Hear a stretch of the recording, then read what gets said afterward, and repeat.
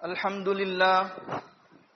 لله نحمده ونستعينه ونستغفره ونؤمن به ونتوكل عليه ونعوذ بالله من شرور أنفسنا ومن سيئات أعمالنا من يهده الله فلا مضل له ومن يضلله فلا هادي له ونشهد أن لا إله إلا الله وحده لا شريك له ونشهد أن سيدنا ومولانا محمدا عبده ورسوله صلى الله تعالى عليه وعلى آله وأصحابه وبارك وسلم تسليما كثيرا كثيرا أما بعد فأعوذ بالله السميع العليم من الشيطان الرجيم بسم الله الرحمن الرحيم يا أيها الذين آمنوا كتب عليكم الصيام كما كتب على الذين من قبلكم لعلكم تتقون وقال النبي صلى الله تعالى عليه وسلم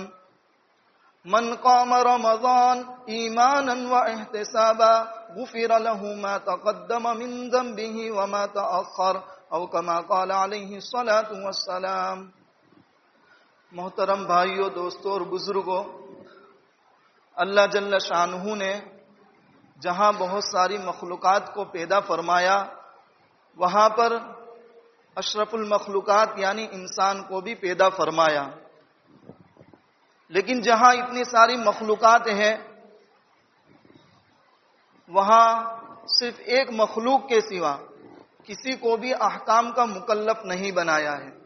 انسان اشرف المخلوقات ہے تو انسان کو احکام کا مکلف بھی بنایا ہے، اور جب انسان کو احکام کا مکلف بنایا ہے تو انسان میں بہت ساری چیزیں ہیں۔ انسان میں ایک مادہ اچھائی کا بھی ہے، ایک انسان میں مادہ برائی کا بھی ہے۔ انسان کی فطرت میں بہت ساری چیزیں رکھی ہیں، اچھی باتوں پر اس کو خوشی ہونا، غلط باتوں پر غصہ آنا، نرمی والا مزاج ہونا، غصہ والا مزاج ہونا، بہت ساری چیزیں اللہ تعالیٰ نے اشرف المخلوقات یعنی انسان کے اندر رکھی ہیں، اور اس کو تمام شریعت کا احکام کا مکلف بھی بنایا ہے۔ اب جب انسان کے اندر اچھائی کا بھی مادہ ہے اور انسان کے اندر برائی کا بھی مادہ ہے تو انسان سے اچھائی بھی سرزد ہوتی ہے اور برائی بھی سرزد ہوتی ہے۔ اچھے کام بھی انسان سے ہوتے ہیں اور برے کام بھی انسان سے ہوتے ہیں، لیکن کوئی نہ کوئی ایسی چیز بھی چاہیے کہ جو برائی انسان سے ہو گئی ہو اس کی تلافی ہو سکے۔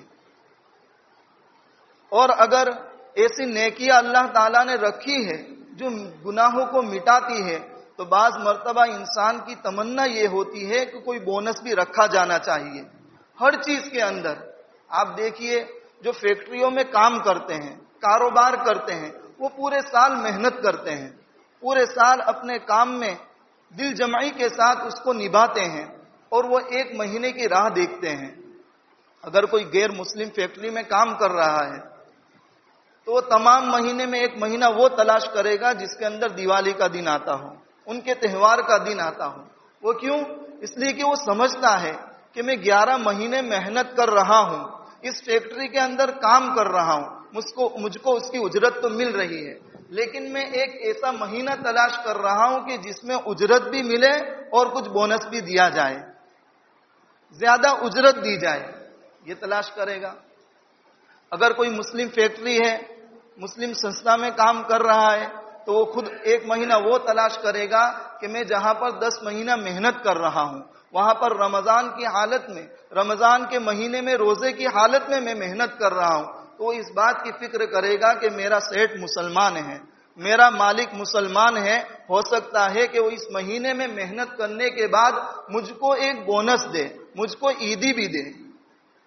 دیکھو، ہر انسان ایک وقت تلاش کرتا ہے کہ جس میں اس کو محنت کی اجرت بھی مل رہی ہے، لیکن اجرت کے ساتھ وہ زیادتی کو پسند کر رہا ہے، بونس کو پسند کر رہا ہے۔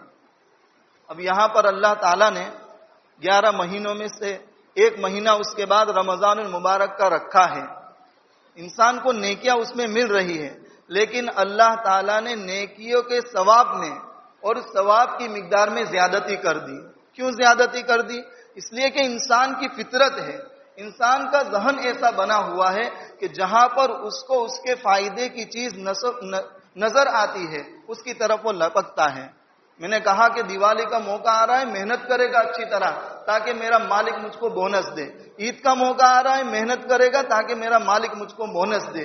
اسی طرح رمضان المبارک کا مہینہ آ رہا ہے، اللہ تعالیٰ نے اپنی بندوں کی خیر خواہی کے لیے، اس امت کی خیر خواہی کے لیے نیکیوں کے ثواب میں زیادتی فرما دی ہے. اور اتنا مبارک مہینہ ہے، حضرت سلمان رضی اللہ تعالیٰ عنہ فرماتے ہیں کہ رمضان سے پہلے آپ صلی اللہ تعالیٰ علیہ وسلم وعظ فرماتے تھے، اور وعظ میں فرمایا کہ ایک مہینہ تمہارے اوپر سایہ فگن ہونے والا ہے، ایک مہینہ آ رہا ہے جو مہینہ بڑا برکت والا ہے، بڑا رحمت والا ہے. اور اس میں بہت ساری چیزیں بیان فرمائی اور فرمایا کہ اللہ تعالیٰ نے اس میں ایک چیز فرض کر رکھی ہے اور وہ روزہ ہے. رمضان المبارک میں روزہ فرض ہے، اور بہت ساری چیزیں اللہ تعالیٰ نے ثواب کے اعتبار سے رکھی ہے، یعنی تراویح کی نماز رکھی ہے جو سنت مؤکدہ ہے. فرمایا غمخواری کا مہینہ ہے، نرمی کرنے کا مہینہ ہے، اور فرمایا اولہ رحمت و اوسطہ مغفرۃ و آخرہ عتق من النار. اس کا پہلا عشرہ جو ہے وہ رحمت والا ہے، دوسرا عشرہ جو ہے وہ مغفرت والا ہے، اور تیسرا عشرہ جو ہے وہ جہنم کی آگ سے خلاصی کا ہے. دنیا کے اندر 3 قسم کے آدمی رہتے ہیں. ایک وہ آدمی جو گنہگار ہیں، گناہ ان سے سرزد ہوتے رہتے ہیں، بڑے گنہگار ہیں. اور کچھ آدمی وہ ہیں کہ جن کے اوپر گناہ نہیں ہے. تو 3 قسم کے آدمی کے لیے علماء فرماتے ہیں 3 درجے یہ رکھے گئے. جن کے اوپر گناہ نہیں ہے اللہ تعالیٰ ان کو رحمت والا عشرہ نصیب کرتے ہیں، اور اسی رحمت والے عشرے میں ان کی مغفرت ہو جاتی ہے. کچھ وہ لوگ ہیں جو نیکیاں بھی کر رہے ہیں، گناہ بھی کر رہے ہیں، تو اللہ تعالیٰ ان کو دوسرا عشرہ عطا فرماتے ہیں اور مغفرت والا عشرہ عطا فرما کر ان کی مغفرت فرما دیتے ہیں. اور کچھ وہ لوگ ہیں جن سے گناہ زیادہ سرزد ہوتے ہیں، تو اللہ تعالیٰ ان کے لیے تیسرا عشرہ عطا فرماتے ہیں، ان کو رحمت والا عطا فرماتے ہیں تاکہ نیکیاں کر لے، مغفرت والا عشرہ عطا فرماتے ہیں تاکہ نیکیاں کر لے، اور تیسرا عشرہ عطا فرماتے ہیں گناہوں سے معافی تلافی ہو گئی، اللہ تعالیٰ اس کو جہنم سے خلاصی کا پروانہ نصیب کر دیتے ہیں. اور رمضان المبارک کا مہینہ اتنا پاکیزہ مہینہ اور اتنا مبارک مہینہ ہے کہ حضرت عبداللہ ابن عمر رضی اللہ تعالیٰ عنہما فرماتے ہیں کہ پورے سال جنت کو زیبا کیا جاتا ہے، زینت والا اس کو بنایا جاتا ہے، اس کو سجایا جاتا ہے. کیوں؟ رمضان المبارک کا مہینہ آ رہا ہے. اور کیا ہوتا ہے؟ حضرت عبداللہ ابن عمر رضی اللہ تعالیٰ عنہما فرماتے ہیں کہ جب رمضان المبارک کا پہلا دن ہوتا ہے تو اللہ تعالیٰ کے عرش کے نیچے سے ایک ٹھنڈی ہوا چلتی ہے، اور وہ ہوا جنت سے گزرتی ہے، جنت کے درختوں سے گزرتی ہے، جنت کے پتوں سے گزرتی ہے، اور جنت میں گزرنے کے بعد وہاں پر موجود جنت کی حوروں پر سے گزرتی ہے. تو وہ حوریں اللہ تعالیٰ سے عرض کرتی ہیں یا اللہ ہمارے لیے ایسے پاکیزہ شوہر بنا دیجئے کہ جن کو دیکھ کر ہماری آنکھیں ٹھنڈک ہو اور ہم کو دیکھ کر ان شوہروں کی آنکھیں ٹھنڈک. پورا سال جنت کو آراستہ کیا جا رہا ہے، اور آپ صلی اللہ تعالی علیہ وسلم نے فرمایا کہ جو انسان رمضان المبارک کا مہینہ ایمان کے ساتھ رکھے، احتساب کے ساتھ رکھے. ایمان کا کیا مطلب ہے؟ علماء فرماتے ہیں کہ انسان اللہ تعالیٰ کی عطا پر یقین رکھے، اللہ تعالیٰ کی بخشش پر یقین رکھے، اور احتساب کا مطلب ہے اس ثواب کی امید رکھے اور گناہ سے اپنے آپ کو بچاوے. تو پروانہ سنا رہے ہیں غفر لہ ما تقدم من ذنبہ وما تأخر، اگلے پچھلے تمام صغیرہ گناہ اللہ تعالیٰ اس رمضان المبارک کو صحیح گزارنے کی وجہ سے معاف فرما دیتے ہیں. بعض حضرات نے فرمایا من قام رمضان ایمانا و احتسابا، جو بندے بھی رمضان المبارک میں ان کی راتوں کو قیام کرتے ہیں، ان کی راتوں کو صحیح طریقے سے گزارتے ہیں، یعنی تراویح کا اہتمام کرتے ہیں، نیک اعمال کا اہتمام کرتے ہیں، تو اللہ تعالیٰ اگلے پچھلے تمام گناہوں کو معاف کر دیتے ہیں. اس سے فضیلت معلوم ہوئی اس بات کی کہ انسان کو تراویح کی نماز جو سنت نماز ہے اس کو اچھی طرح قائم کرنا چاہیے. اور میرے دوستو، رمضان المبارک کی جو عبادتیں ہیں، خاص 2 عبادتیں ہیں. ایک ہے اس کا روزہ اور دوسرا ہے اس کا رات کا قیام یعنی تراویح کی نماز۔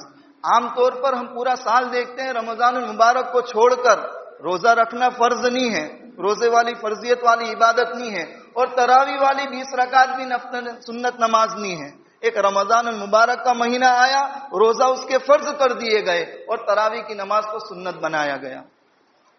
اب پورا مہینہ پورا سال ہم نہیں پڑھ رہے ہیں، لیکن ایک مہینہ ہم کو عطا کیا گیا ہے اور بونس والا عطا کیا گیا ہے۔ آج انسان یہی چاہتا ہے کہ مجھ کو بونس ملے، مجھ کو زیادہ رقم ملے، اور اس کو اچھی طرح گزارتا ہے۔ اللہ کے نبی صلی اللہ تعالی علیہ وسلم فرما رہے ہیں رمضان کا مہینہ اتنا مبارک مہینہ ہے کہ اگر بندہ اس میں ایک نفل نماز کو ادا کرتا ہے تو اللہ تعالیٰ کی رحمت اپنے بندوں کی طرف اس طرح متوجہ ہوتی ہے کہ اس نفل نماز کا ثواب جو عام دنوں میں نفل ادا کیا جاتا تھا رمضان کے مہینے میں فرض ادا کیا جا رہا ہے۔ نماز پڑھ رہا ہے نفل، لیکن اللہ تعالیٰ ثواب دے رہے ہیں ایک فرض کا۔ اور بندہ جو 11 مہینوں کے اندر ایک فرض ادا کرتا تھا رمضان کے مبارک مہینے میں جب اس فرض کو ادا کر رہا ہے تو اللہ تعالیٰ اس کو 70 فرضوں کے برابر ثواب عطا فرما رہے ہیں۔ کتنی بڑی زیادتی ہو گئی۔ آج ہم دیکھیں ہمارے جو ساتھی، ہمارے جو بھائی فورن گئے ہوئے ہیں، وہاں پر کام کرتے ہیں اور وہاں پر ان کو کام کے ذریعے پیسے ملتے ہیں، آمدنی ملتی ہے، وہاں پر $1 1 پاؤنڈ مل رہا ہے، وہاں کا $1 ان کو مل رہا ہے۔ لیکن جب وہ چھوٹی کنٹری میں آتے ہیں یا انڈیا میں آئے اور یہاں پر اپنی کرنسی کو تبدیل کروا رہے ہیں، اپنے روپیوں کو چینج کروا رہے ہیں، تو آپ دیکھیے وہاں کا $1 ہے، یہاں کبھی اس کو 80 روپے مل رہے ہیں، کبھی 100 روپے مل رہے ہیں، کبھی 120 روپے مل رہے ہیں۔ وہاں کا 1 پاؤنڈ ہے، اس کو یہاں پر 100 مل رہے ہیں، 90 مل رہے ہیں۔ کتنی زیادتی ہو گئی۔ اب سوچئے کہ کوئی آدمی وہاں پر فورین کام کرنے کے لیے گیا، وہاں محنت کر رہا ہے، لیکن اس کو اس بات کا علم نہیں ہے کہ جب میں اپنے ملک میں، اپنے وطن میں واپس آؤں گا اور وہاں پر سے وہ پاؤنڈ اور $، لے کر آؤں گا تو اس کا مجھ کو کتنا بدلہ ملنے والا ہے اس کو علم نہیں ہے۔ مثال کے طور پر وہ صرف $1,00,000 لے کر آیا ہے، 1,00,000 پاؤنڈ لے کر آیا ہے، اور آپ حساب لگائیے کہ انڈیا کے اندر $1 یا 1 پاؤنڈ کی قیمت اس کو 100 روپے مل رہی ہے۔ اب اسے علم نہیں ہے کہ انڈیا کے اندر کیا اس کی تبدیلی ملے گی، کیا اس کا چینج ملے گا، لیکن صرف $1,00,000 1,00,000 پاؤنڈ لے کر وہ آیا ہے اور جہاں پر اس کو تبدیل کرا ہے۔ آپ سوچئے کہ 1,00,000 کا گنیا ہم اگر 100 میں کرتے ہیں، اس کو 100 میں ضرب دیتے ہیں تو 1,00,000 کے کتنے روپے بن رہے ہیں؟ اگر 1 کروڑ روپے اس کو 1,00,000 کے چینج میں دیے جائے تو وہ خوش ہوگا کہ نہیں ہوگا؟ ظاہری بات ہے اس کو علم نہیں تھا کہ 1,00,000 کے بدلے 1 کروڑ ملیں گے اس کو، تو یقیناً اس کی خوشی بڑھ جائے گی۔ میرے دوستو، اللہ تعالیٰ بھی اپنے بندوں کی طرف متوجہ ہو رہے ہیں، محبت دکھا رہے ہیں، رحمت دکھا رہے ہیں، اور اپنے بندوں سے نبی کریم صلی اللہ تعالی علیہ وسلم کے ذریعے کہلوا رہے ہیں کہ میرا بندہ رمضان المبارک کے اندر اگر ایک نفل ادا کرے گا تو 1 فرض کا اس کو ثواب دوں گا، 1 فرض ادا کرے گا تو 70 فرضوں کا ثواب دوں گا۔ اور اگر اللہ تعالیٰ کی رحمت اور ہماری طرف متوجہ ہوئی، ہمارے اخلاص کی طرف متوجہ ہوئی، تو اللہ تعالیٰ کے یہاں پر دینے میں کوئی کمی نہیں ہے، اللہ تعالیٰ 700 اور اس سے زیادہ بھی دے سکتا ہے۔ لیکن شرط کیا ہے؟ ایمان اور احتساب کے ساتھ، یقین کے ساتھ اور ثواب کی امید کے ساتھ ہم اس رمضان المبارک کے مہینے کو گزاریں۔ آپ کے سامنے ایک آیت کریمہ تلاوت کی ہے، یا ایھا الذین آمنوا کتب علیکم الصیام کما کتب علی الذین من قبلکم لعلکم تتقون۔ اللہ تعالیٰ نے جتنے بھی احکام امت کو دیے ہیں، تمام احکام میں اللہ تعالیٰ کی حکمت موجود ہے۔ یہ الگ بات ہے کہ انسان کی عقل تک اس حکمت کی رسانی نہ ہوئی ہو، انسان کو وہ حکمت سمجھ میں نہ آئی ہو، لیکن اللہ تعالیٰ نے ہر حکم کے اندر اپنے حکمت کو رکھا ہے۔ یہاں پر اللہ تعالیٰ روزے کا حکم دے رہے ہیں، روزے رکھو۔ بظاہر لگ رہا ہے کہ صبح صادق سے ہم نے روزہ رکھا اور وہاں سے ہم بھوکے اور پیاسے ہیں، اور غروب آفتاب کے وقت ہم کچھ کھانا کھا رہے ہیں، کچھ پانی پی رہے ہیں، تو پورا دن ہم دیکھو کھانے پینے سے رکے رہے ہیں اور جن چیزوں سے روکا ہے ان سے رکے رہے ہیں۔ بظاہر ہم کو تکلیف لگ رہی ہے، مشقت لگ رہی ہے۔ اس حکم میں بھی اللہ تعالیٰ کی حکمت چھپی ہوئی ہے۔ جہاں بہت سارے حکمتیں اللہ تعالیٰ کی موجود ہیں اس حکم کے اندر، وہاں پر خود اللہ تعالیٰ اپنی ایک حکمت کو ظاہر کر رہے ہیں، اور کیا فرمایا؟ لعلکم تتقون، روزہ تم کو عطا کیا، اس سے تم کو تکلیف اور مشقت میں ڈالنا مقصود نہیں ہے، بلکہ میری توجہ تمہاری طرف متوجہ ہوگی، میری رحمت تمہاری طرف متوجہ ہوگی، اور تم گناہوں سے بچنے والے بن جاؤ گے، تقوی والے بن جاؤ گے۔ اب انسان روزہ رکھ رہا ہے، تقوی والا بن رہا ہے، گناہ سے بچ رہا ہے، یہ کیسے ممکن ہے؟ اللہ تعالیٰ 18 پارے میں فرماتے ہیں قُل لِّلْمُؤْمِنِينَ يَغُضُّوا مِنْ أَبْصَارِهِمْ وَيَحْفَظُوا فُرُوجَهُمْ، اے ایمان والو اپنی نگاہوں کو نیچی رکھو اور اپنی شرمگاہوں کی حفاظت کرو۔ اللہ تعالیٰ نے ایمان والے مردوں کو حکم دیا، اس کے بعد اللہ تعالیٰ عورتوں کو بھی حکم دے رہے ہیں وَقُل لِّلْمُؤْمِنَاتِ يَغْضُضْنَ مِنْ أَبْصَارِهِنَّ وَيَحْفَظْنَ فُرُوجَهُنَّ، اپنی نگاہوں کو نیچی رکھو، اپنی شرمگاہوں کی حفاظت کرو۔ گناہ سے بچنا ہے۔ انسان سب سے پہلے جو گناہ کرتا ہے وہ آنکھوں کے ذریعے کرتا ہے۔ ایک نامحرم عورت کو اس نے دیکھا، ایک عورت کو دیکھا تو اپنی آنکھوں کے ذریعے سے دیکھا ہے۔ آنکھوں کا گناہ کرنے کے بعد وہ تصویر اس کے دل و دماغ میں بیٹھے گی، دل اس کو اپنائے گا، دماغ اس کو اپنائے گا، دماغ میں بیٹھے گی۔ اس کے بعد اگر زبان سے گناہ ہو سکتا ہے تو وہ زبان سے کرنے کی کوشش کرے گا، اگر زبان سے نہیں ہوتا ہے تو موبائل میں ہاتھ کے ذریعے سے کرے گا، میسج کے ذریعے سے کرے گا، اور اگر اس سے بھی زیادہ بڑھے گا تو انسان چل کر اس گناہوں کی طرف جائے گا۔ آنکھ کے ذریعے سے گناہ ہوا، اللہ تعالیٰ اس کو کہہ رہے ہیں، اور حضور اکرم صلی اللہ تعالی علیہ وسلم کتنی پیاری تشریح کر رہے ہیں، یا معاشر الشباب من استطاع منکم الباءۃ فلیتزوج فانہ اغض للبصر واحسن للفرج ومن لم یستطع فعلیہ بالصوم۔ اس حدیث میں کتنی پیاری چیز بیان کی، آنکھوں کی حفاظت کرنا ہے، شرمگاہوں کی حفاظت کرنا ہے تو تم نکاح کر لو، اور فرمایا کہ نکاح کی طاقت نہیں ہے اور تم کو گناہ سے بھی بچنا ہے، فعلیہ بالصوم فانہ لہ وجا، تم روزے رکھو، روزہ ڈھال ہے، تمہاری شہوت کو کاٹے گا، تمہاری شہوت کو توڑے گا، اور تم گناہوں سے محفوظ ہوں گے۔ اللہ تعالیٰ نے قرآن کریم میں بیان فرمایا، اور حضور اکرم صلی اللہ تعالی علیہ وسلم کتنی پاکیزہ اس کی تشریح کر رہے ہیں۔ اور سمجھیے کہ گناہوں سے کس طرح بچ جائے گا، تقوی کس طرح حاصل ہو جائے گا۔ عام دنوں کے اندر 11 مہینوں کے اندر صبح کے بعد سے لے کر شام تک وہ کھا سکتا تھا، پی سکتا تھا، اپنی حلال بیوی سے مباشرت اور صحبت بھی کر سکتا تھا، لیکن کیا ہوا؟ رمضان کا مبارک مہینہ آیا، اس نے روزہ شروع کر دیا، صبح سے روزہ رکھا، اب گھر میں دوپہر کے وقت کوئی موجود نہیں ہے، فریج کے اندر ٹھنڈا مشروب رکھا ہے، شربت رکھا ہوا ہے، فریج کے اندر ٹھنڈا پانی رکھا ہوا ہے، کھانے کے اچھے اچھے پکوان رکھے ہوئے، دیکھو کوئی گھر میں موجود نہیں ہے۔ 11 مہینے ہوتے رمضان کے علاوہ تو وہ کھا لیتا، لیکن اب نہیں کھا رہا ہے، حالانکہ جائز، کھانا حلال ہے، فروٹ کھانا اللہ نے حلال کر رکھا ہے، پھل کھا سکتا ہے، مشروب پی سکتا ہے، پانی پی سکتا ہے، لیکن اس کے باوجود کیا ایسی چیز ہے کہ وہ نہیں کھا رہا ہے، نہیں پی رہا ہے؟ کیا؟ اللہ کا ڈر، اللہ کا تقوی۔ روزہ رکھا اور روزے رکھنے کے ذریعے سے اللہ کا تقوی حاصل ہوا اور ان چیزوں سے بچ گیا۔ اپنی حلال بیوی سے مباشرت کر سکتا ہے کسی وقت میں بھی، لیکن اب صبح صادق سے لے کر غروب آفتاب تک رک رہا ہے۔ ایسے کیا چیز آ گئی کہ یہ انسان اپنی حلال بیوی کے پاس بھی نہیں جا رہا ہے؟ یہی بات ہے کہ اس نے روزہ رکھا اور اللہ تعالیٰ نے تقوی اس کو عطا کیا۔ آپ اگر پہلے دیکھیں تو جب شریعت نازل ہوئی امت محمدیہ میں، روزہ بڑا سخت تھا، بڑا سخت تھا، حتیٰ کہ برا ابن عازب رضی اللہ تعالیٰ عنہ کی روایت میں یہاں تک بات ملتی ہے کہ پہلے روزہ امت محمدیہ میں اس طرح تھا کہ انسان روزہ رکھتا تھا، غروب آفتاب ہوا تو افطاری کرتا تھا، کھاتا تھا، پیتا تھا، اپنی بیوی سے مباشرت کرتا تھا، لیکن اگر اس کے بعد وہ سو گیا، اس کو نیند آ گئی، تو نیند سے جب بیدار ہوگا تو اسی وقت سے اس کا روزہ شروع ہو جائے گا۔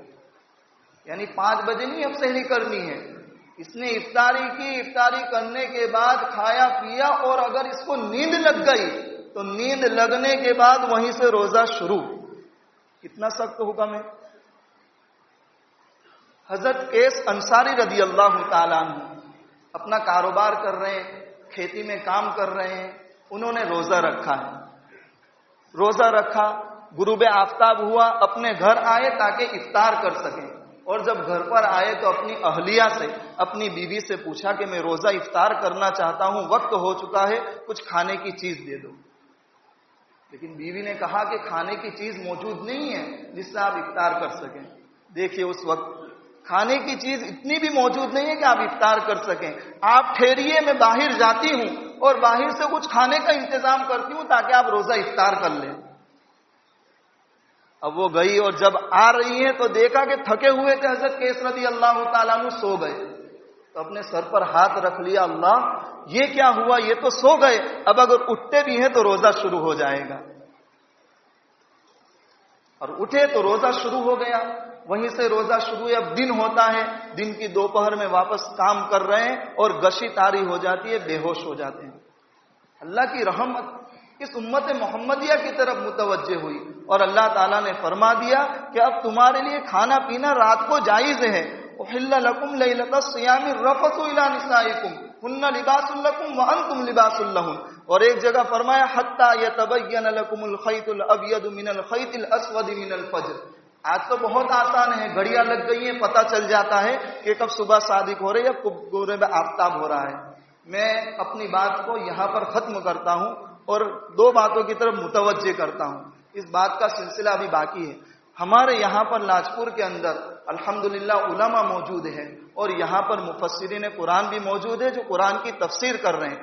اگر ہمارے یہاں پر ظہر کے اندر کہیں تفسیر ہو رہی ہے تو ہمارے گاؤں والوں کو چاہیے کہ وہاں پر جائے اور حصہ لے اور قرآن کریم کی تفسیر سنیں. اللہ تعالیٰ ان میں کیا مضامین رکھ رہے ہیں, کیا چیزیں رکھ رہے ہیں. ہم سراسری قرآن سن تو لیتے ہیں تراویح کے اندر, اللہ کہنا کیا چاہتے ہیں ہمیں وہ پتہ نہیں ہے. جب ہم درس قرآن میں بیٹھیں گے, تفسیر قرآن میں بیٹھیں گے تو ہمیں ان کے معنی سمجھ میں آئیں گے. اللہ ہم سے کیا باتیں کرنا چاہتے ہیں ہمیں وہ سمجھ میں آئے گی.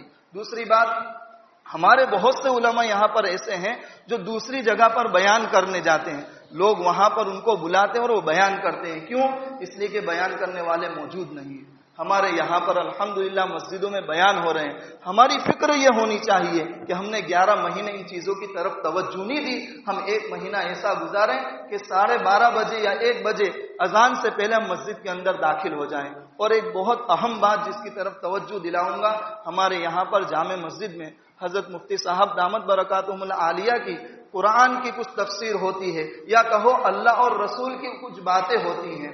کتنا پیارا موقع ہے جہاں ہم صبح سے لے کر شام تک بھوکے ہیں, ہم اللہ کے لیے رکے ہوئے ہیں اور وہاں پر ہم نے کچھ ناشتہ مغرب کے وقت کر لیا ہے, ہم 1 گھنٹہ تراویح میں دے رہے ہیں. کتنا اچھا ہوگا کہ ہم 15-20 منٹ اس دینی مجلس میں بیٹھے. کتنے فائدے ہیں. عام طور پر ہم دعا نہیں کر پاتے ہیں اور الحمدللہ بیان کے بعد عشاء کے بعد دعا بھی ہو رہی ہے. بچے بھی بیٹھے ہوئے ہیں, سفید داڑھی والے بھی بیٹھے ہوئے ہیں, علماء کرام بیٹھے ہوئے ہیں, آپ کی مسجد کے امام, دوسری مسجد کے امام بیٹھے ہوئے ہیں. اگر اللہ تعالیٰ نے کسی کی آمین کو قبول کر لیا تو یقین مانو اس مجلس والے کی مغفرت ہو جائے گی.